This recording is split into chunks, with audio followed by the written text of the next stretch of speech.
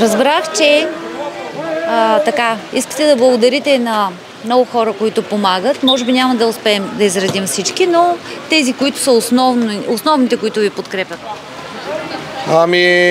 Най-основното е, първо искам да благодарим на Община Варна за предоставената база, която имаме, защото за мен това е една от най-добрите бази в държава, да не кажа може би най-добрата.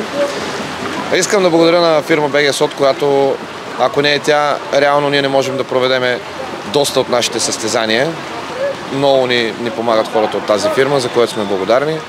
Искам да благодаря на фирма Климарин, която също е много дейна около нас, организационно, относно много други неща.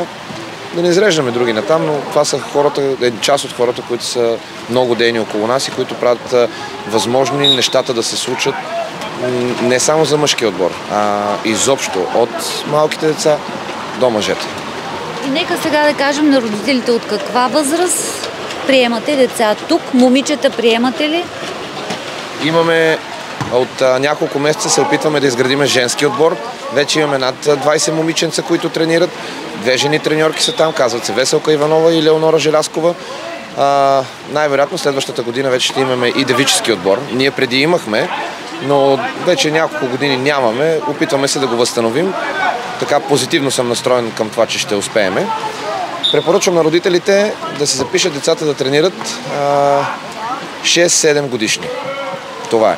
Можем и с по-малки да работиме, можем индивидуални уроци да предлагаме. Всичко естествено е вече по желание на родителя и свободното време на треньорите, които са в нашия клуб.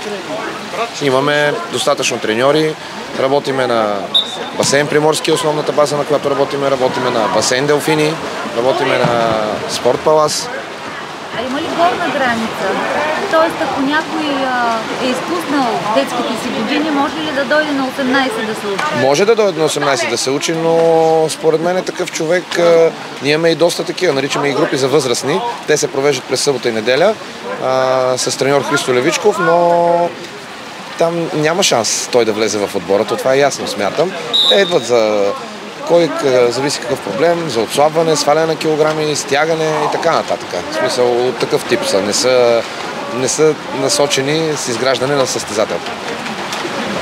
И аз благодаря.